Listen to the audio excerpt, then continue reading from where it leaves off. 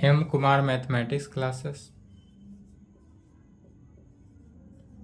26 अक्टूबर। दुर्गा पूजा की छुट्टी हो गई समाप्त, अब पढ़ाई पर करें फोकस, ठीक है। क्लास अब पुनः कंटिन्यू मिलेगा आपको, कंटिन्यू क्लास करना है, अब्सेंट नहीं करना है। यदि कोई प्रॉब्लम हो तो क्या करना है, इस नंबर पे संपर्क करना है। संपर्क करेंगे तो आपसे हम फी नहीं लेंगे बाबू, इसके लिए चिंता ना करें। और हाँ, मैट्रिक्सेस आवश्यक सूचना है,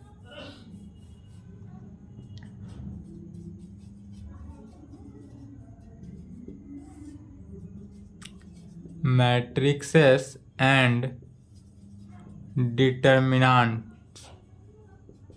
जितने भी स्टूडेंट नहीं किए हैं अभी तक कंप्लीट, वह कंप्लीट कर ले। क्योंकि मैट्रिक्सेस और डिटर्मिनेंट का जो वीडियो है वह सभी वीडियो को क्या करने वाले हैं, डिलीट करने वाले हैं।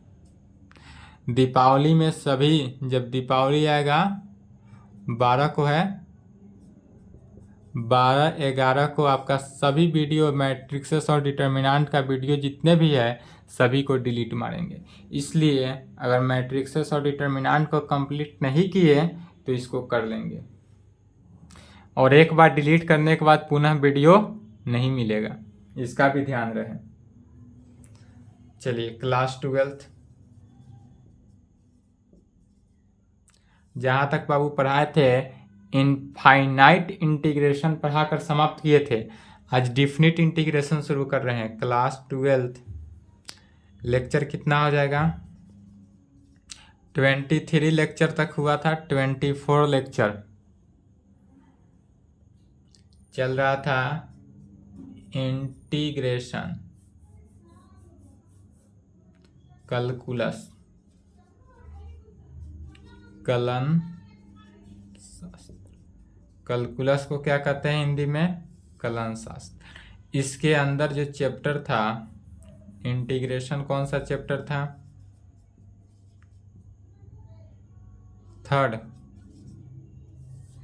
थर्ड चैप्टर था इंटीग्रेशन। इंटीग्रेशन को हिंदी में कहते हैं समाकलन, समाकलन यही चल रहा था, इंटीग्रेशन समाकलन। जहाँ तक पढ़ाए थे उसके आगे स्टॉप करते हैं। इंडेफिनिट इंटीग्रेशन को हमने पढ़ाकर समाप्त किया था एनसीईआरटी बुक से, एक्सरसाइज 7.7 तक, यहाँ तक समाप्त हो चुका था। 7.8 में क्या है, डिफिनिट इंटीग्रेशन है। तो चलिए टॉपिक डालेंगे definite integration. Definite integration, definite integration क्या है,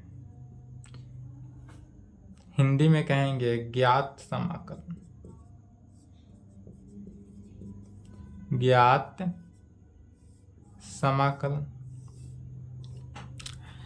इसमें लिखेंगे properties of definite integration. Definite integration का कुछ प्रॉपर्टी होता है, इस पूरे प्रॉपर्टी को यदि ध्यान में रखेंगे तो डिफिनिट इंटीग्रेशन ऑटोमेटिकली क्या होगा, आपसे सॉल्व होने लगेगा। और यदि प्रॉपर्टी ही याद नहीं रहेगा तो डिफिनिट इंटीग्रेशन सॉल्व नहीं होगा। इसलिए प्रॉपर्टी को ध्यान में रखना एकदम जरूरी है। Properties of definite integration, properties of definite integration. यहां पर देखें ट्रिपल स्टार मार रहे हैं, VVI, ट्रिपल स्टार मतलब VVI। Properties of definite integration, definite integration का प्रॉपर्टी। पहला प्रॉपर्टी, प्रॉपर्टी नंबर 1 ध्यान देंगे, यदि कोई फंक्शन f(x) का इंटीग्रेशन निकालना हो, यदि कोई फंक्शन f(x) का इंटीग्रेशन निकालना हो, डिफिनिट इंटीग्रेशन का डिफिनीशन लिखा चुके थे पिछले क्लास में। यदि इसका जो है लिमिट अब लोअर लिमिट a हो और अपर लिमिट बी हो, अर्थात ए टू बी हो, तब यह जो फंक्शन है इक्वल टू होगा other integration F of Y. यहाँ पर फंक्शन ऑफ एक्स था, यहाँ पर एक्स है, फंक्शन ऑफ वाई यहाँ पर है, तो यहाँ पर भी क्या होगा, वाई के रेस्पेक्ट में होना चाहिए और लिमिट इसका सेम रहेगा, कोई चेंजिंग नहीं, ए टू बी, या equal to integration of function of F, X था तो एक्स था, वाई था तो वाई था, यहाँ पर थीटा है तो थीटा रहेगा। Lower limit a upper limit b. पहला प्रॉपर्टी है property of definite integration. Definite integration का पहला प्रॉपर्टी है कि यदि हमारा कोई फंक्शन एफ एक्स का integration lower limit a to b हो और दूसरा कोई फंक्शन हो वाई के रेस्पेक्ट में, उसका भी इंटीग्रेशन का लिमिट ध्यान इसमें रखना है, lower limit a upper limit B हो, माने लिमिट अगर सेम हो तो वह दोनों के दोनों इंटीग्रेशन जो होगा वह क्या होगा, इक्वल होगा। दोनों के दोनों इंटीग्रेशन क्या होगा, इक्वल होगा।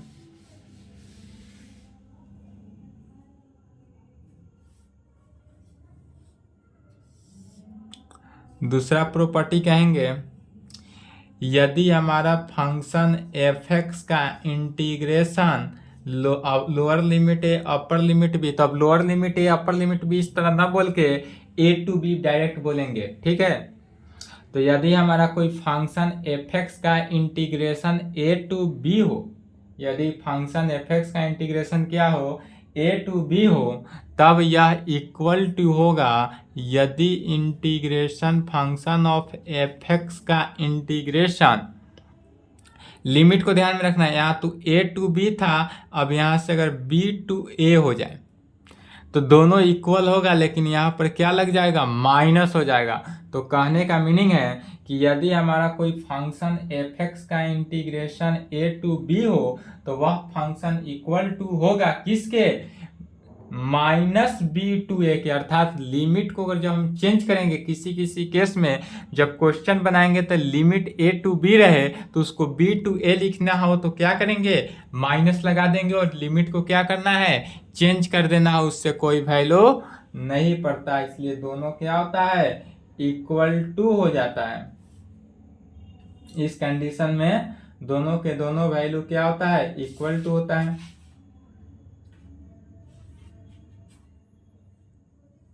तीसरा प्रॉपर्टी कहेंगे, यदि हमारे पास integration of function f x d x का लिमिट ए टू बी हो, तब यह इक्वल टू होगा किसके, इज इक्वल टू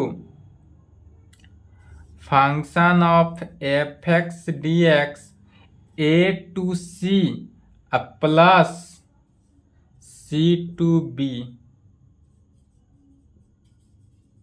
यहाँ पर समझेंगे, पहले समझ ले उसके बाद लिखेंगे। तीसरा प्रॉपर्टी कहता है कि यदि हमारा फंक्शन एफ एक्स का इंटीग्रेशन निकालते हैं ए टू बी तो यह इक्वल होगा दो इंटीग्रेशन, इस इंटीग्रेशन को टोटल हम एक इंटीग्रेशन को दो इंटीग्रेशन के पार्ट में बांट दिए।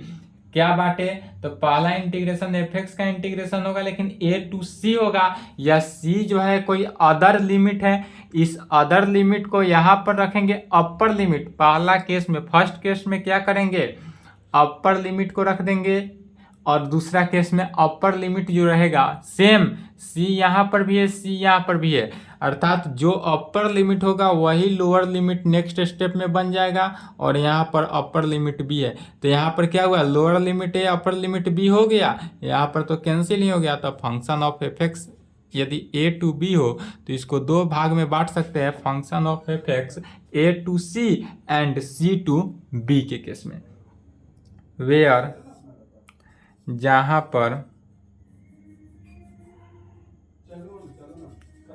अब इस कंडीशन में जहां पर क्या होगा, c का जो वैल्यू है या c का वैल्यू, अब c के वैल्यू को ध्यान में रखना होगा।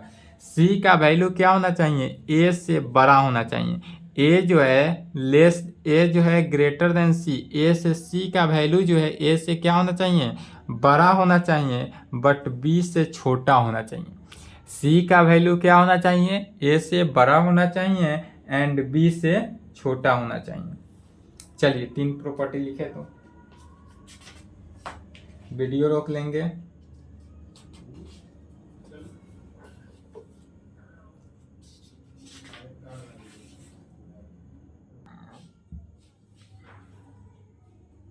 चलिए वीडियो रोक कर लिखते रहेंगे।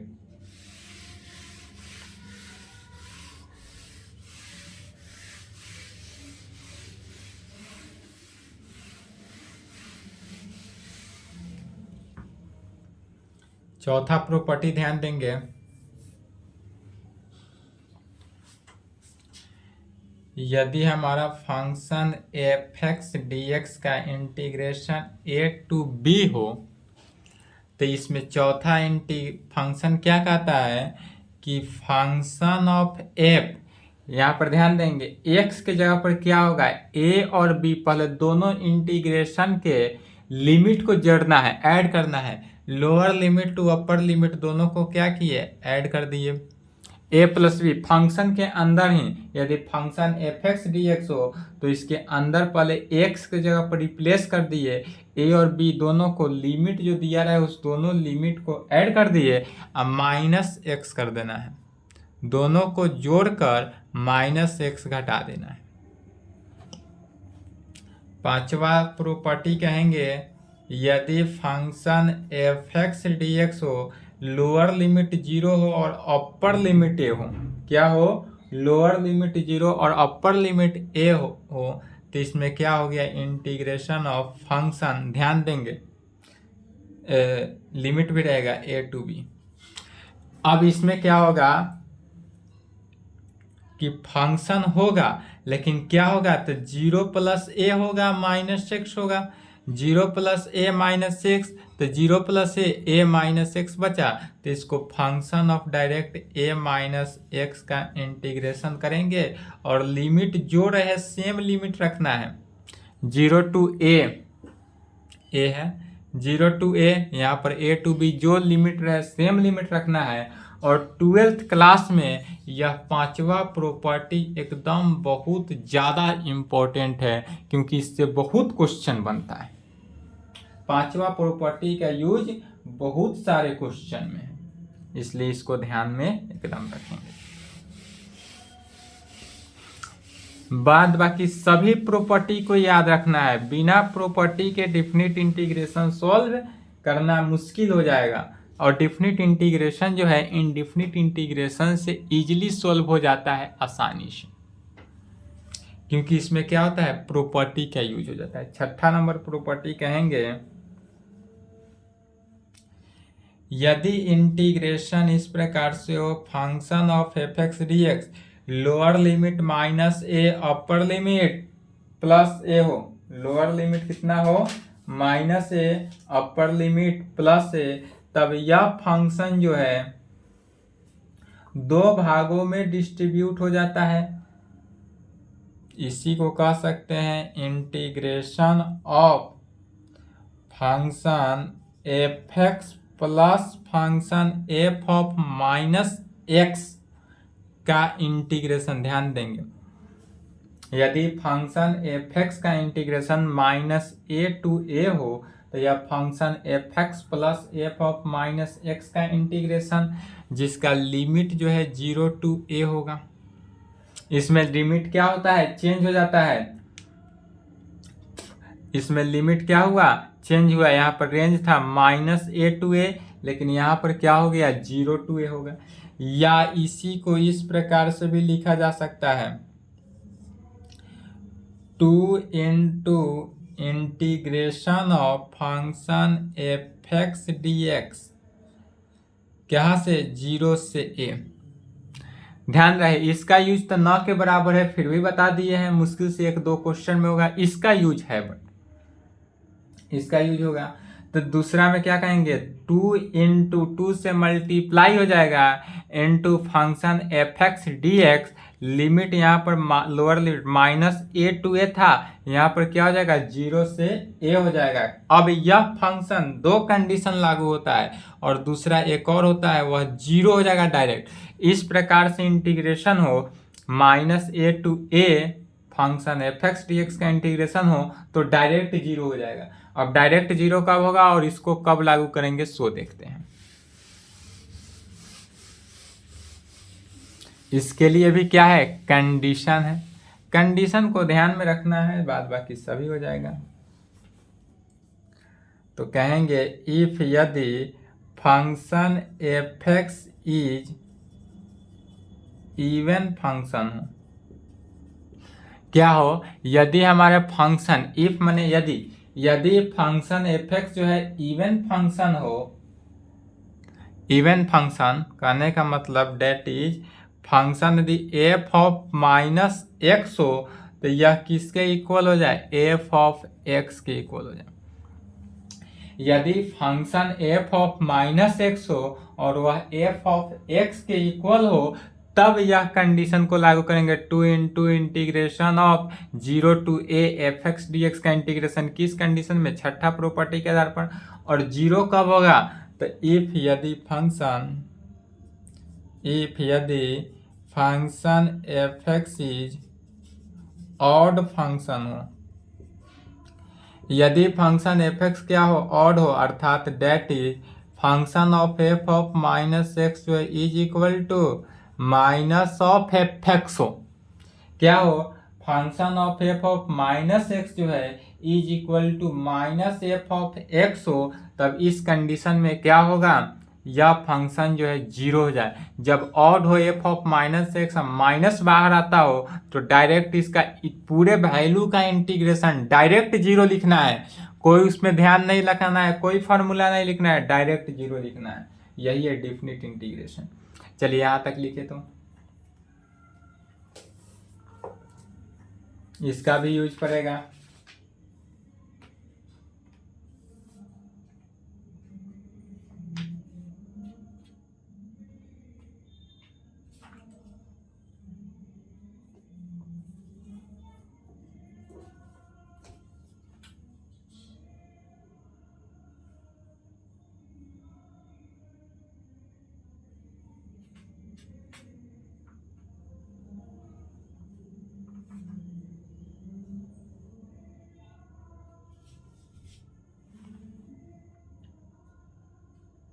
चलिए लिख लिए।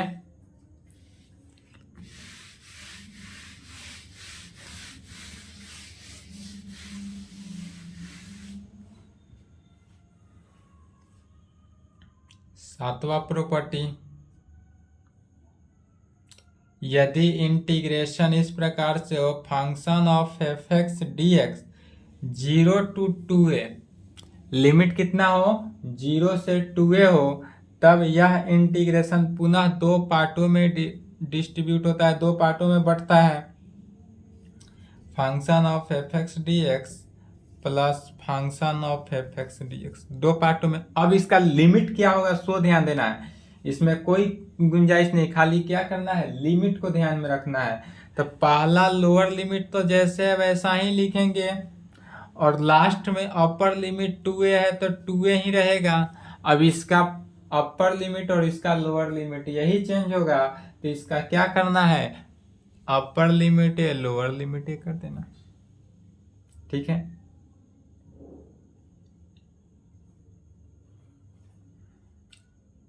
इज इक्वल टू, यदि यही कंडीशन हो सातवां प्रॉपर्टी में ही है तो 2 इंटू पुनः integration of 0 to a function of F x d x होगा। 2 इंटू इंटीग्रेशन ऑफ 0 से function of F x d x होगा, कब होगा, तो इफ वेन, जब function of 2a minus x का जो वैल्यू है वह एफ एक्स के बराबर हो जाए। यह जो है फंक्शन ऑफ एफ है 2a माइनस एक्स का वैल्यू जो है वह किसके, एफ एक्स के इक्वल हो, तो यह कंडीशन को यूज करना है। और यदि यह माइनस की इक्वल आ जाए तो किस कंडीशन को यूज करेंगे, जीरो, डायरेक्ट जीरो यूज करेंगे। और इसका भी यूज अधिकांशतः है, इसका भी यूज अधिकांशतः बार एग्जाम में पूछा गया है, जीरो होगा तो जीरो कब होगा? ऑब्जेक्टिव में पूछता है सब। तो वेन जब function of 2a minus x जो है माइनस एफ ऑफ एक्स के इक्वल, जब इस कंडीशन को सेटिस्फाई करे तो यह वैल्यू क्या हो जाएगा? डायरेक्ट जीरो हो जाएगा। यदि इतना दे दे, एग्जाम में इस प्रकार से क्वेश्चन दे देगा, कहेगा इफ यदि integration of 0 to a function of F x का इंटीग्रेशन फाइंड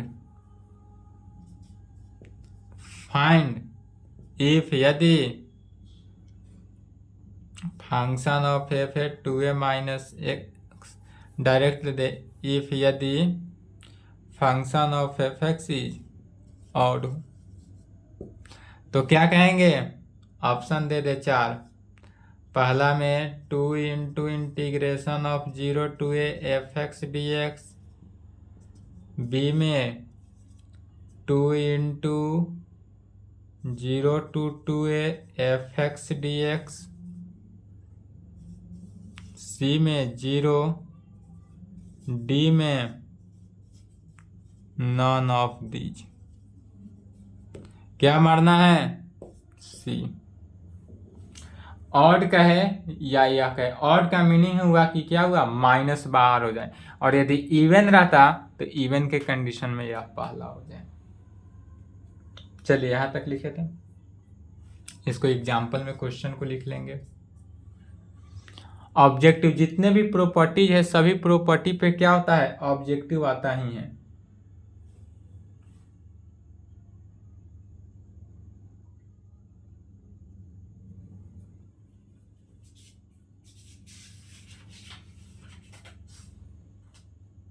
टोटल 7 प्रॉपर्टी को याद रखना है, बाद बाकी सभी प्रॉब्लम सॉल्व करना है। चलिए लिख लिए, चलिए मिटा दें, वीडियो रोक लेंगे नहीं लिखे हो तो। अब इसके आगे देखते हैं पुनः, जब प्रॉपर्टी नोट पॉइंट में लिखेंगे, 2 क्वेश्चन ऐसा है जो अधिकांशतः बार पूछा गया है। नोट 1, अधिकांशतः क्वेश्चन आएगा आपका इंटीग्रेशन ऑफ 0 से लेकर π/2, यह आपका बुक में भी है, log of sin x dx का इंटीग्रेशन, डायरेक्ट इंटीग्रेशन इतना दे दे। और यह ऑब्जेक्टिव में भी पूछा जाता है, ऑब्जेक्टिव के लिए हम बता रहे हैं। जब यह बुक में यह पूछेगा भी तो 5 नंबर के लिए पूछेगा, 5 नंबर लॉन्ग क्वेश्चन है। इस क्वेश्चन को हम सॉल्व करेंगे और प्रूव भी करेंगे, इतना होता है। लेकिन ऑब्जेक्टिव में पूछता है इसलिए बता दे रहे हैं कि इसको डायरेक्ट याद भी रखेंगे, यह ज़्यादा मुश्किल नहीं है। 2 ही क्वेश्चन है जिसको याद रखना है। यदि इंटीग्रेशन ऑफ 0 से log of sin x dx हो तब, और दूसरा में यदि इंटीग्रेशन 0 से π/, लेकिन हाँ रेंज इतना ही होना चाहिए। रेंज यदि चेंज हो जाए तो पुनः इंटीग्रेशन का वैल्यू क्या हो जाएगा? चेंज हो जाएगा। रेंज के साथ साइन भी सेम होना चाहिए, तभी यह नियम लागू होता है ऑब्जेक्टिव के लिए। डायरेक्ट याद रखेंगे -π/2 log 2, इसका भी वही होता है -π/2 log 2। और यह ऑब्जेक्टिव क्वेश्चन में बार बार पूछा जाता है, ऑब्जेक्टिव में बार बार पूछा जाता है, 24 में भी पूछ सकता है, इसके लिए इम्पोर्टेंट है। 24 के एग्जाम में ऑब्जेक्टिव में पूछ भी सकता है। ऑब्जेक्टिव में दोनों में से कोई एक पूछेगा, दोनों नहीं पूछेगा। साइन दे या कॉस दे।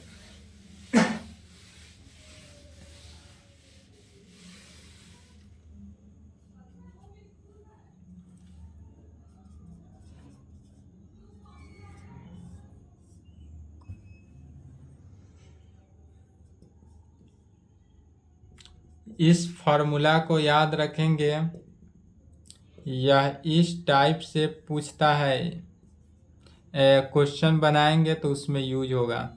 ये सब 11th का पार्ट है, इसलिए ज़्यादा हम इसमें कुछ फोकस नहीं करेंगे। जब भी 11th में अलजेब्रा के अंदर सीक्वेंस एंड सीरीज चला होगा तो sequence and series NCERT exercise 9.4 में सीरीज जब चल रहा था तो सीरीज में चलाया गया था, बताया गया था, प्रूव्ड भी किया गया था। वहाँ पे सीरीज के क्लास में प्रूव्ड भी किया गया था। यदि इसका प्रूव्ड भी देखने का मन हो तो क्या करेंगे, 11th क्लास को देख लेंगे। यूट्यूब पे अवेलेबल है, प्ले लिस्ट में जाएंगे और लास्ट क्लास देख लेंगे।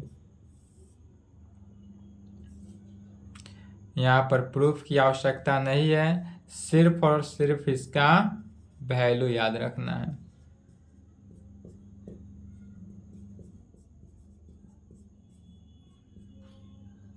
n into n minus 1 divided by 2 का होल स्क्वायर हो जाएगा पूरे का। चलिए यहाँ तक लिखे तो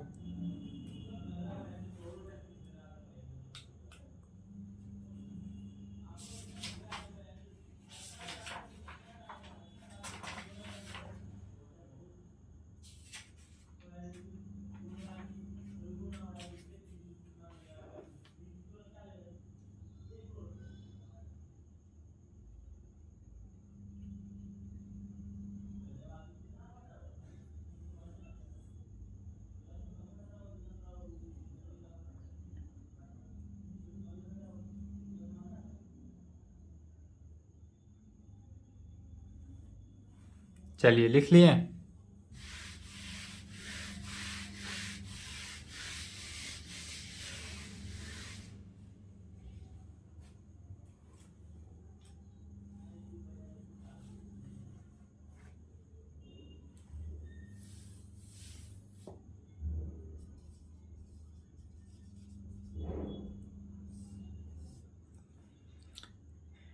integration of function of F x d x limit a to b हो तो इसका इंटीग्रेशन यदि लिमिट के आधार पर देखेंगे तो यह हो जाता है limit h tends to 0 n tends to infinity. क्या होगा, h tends to 0 n tends to infinity h into sigma, sigma के फॉर्म में sigma r is equal to 0 से लेकर कहाँ तक, r is equal to n minus 1 तक, 0 से लेकर n माइनस 1 तक। और सिग्मा के अंदर जो फंक्शन होगा वो function of a plus r H का होगा। फंक्शन कैसा होगा, तो यह जो फंक्शन होगा वह f of a plus r H का फंक्शन होगा। इस रिजल्ट को याद रखना है। क्या होना चाहिए, function of F x d x का इंटीग्रेशन यदि a टू b हो और लिमिट के आधार पर हो तो limit h tends to 0 n tends to infinity h into sigma of r is equal to 0 to r is equal to n minus 1 function of f a plus r h में। और यह कहाँ से आया, तो यह आया integration by first principle method. यह जो आया है integration by first principle method से, तो इसको प्रूफ करना है। इतना कैसे हुआ, तो प्रूफ करने के लिए टॉपिक डालेंगे integration by first principle method. Integration by first principal integration by first principle method topic डालेंगे, या इसी को एक और नाम से जानते हैं, integration by first principle method का है, या integration by as the limit of sum कह सकते हैं, या एक और किस नाम से जानते हैं, integration by as the limit of, integration by as the limit of sum के नाम से भी जानते हैं। तो चलिए integration by first principle method क्या है, यही integration by first principle method जब पढ़ेंगे तो एनसीईआरटी बुक से एक्सरसाइज 7.8 बनेगा। 7.8 को क्या करना है, integration by first principle method से ही बनाना है। और यह थोड़ा अभी सॉल्व करेंगे तो वीडियो 10 मिनट से ज़्यादा और जाएगा, मैंने 40 मिनट प्लस हो जाएगा। इसलिए आज की क्लास को यहीं पे संपन्न करते हैं। इसके आगे नेक्स्ट क्लास में इसका प्रूफ नेक्स्ट क्लास में होगा, integration by first principle method next class में होगा। और आपको वीडियो कंटिन्यू मिलते रहेगा, आप क्लास को कंटिन्यू करते रहें, क्लास अब्सेंट अब बिल्कुल ना करें। चलिए तो आज की क्लास को यहीं पे संपन्न करते हैं, यहाँ तक कंप्लीट कर लें। यहाँ तक लिखे तो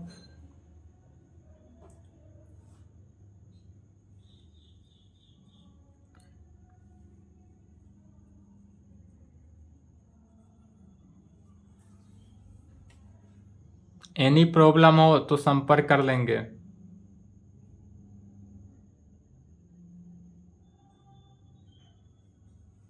चलिए, नहीं लिखे हो तो वीडियो रोक लें।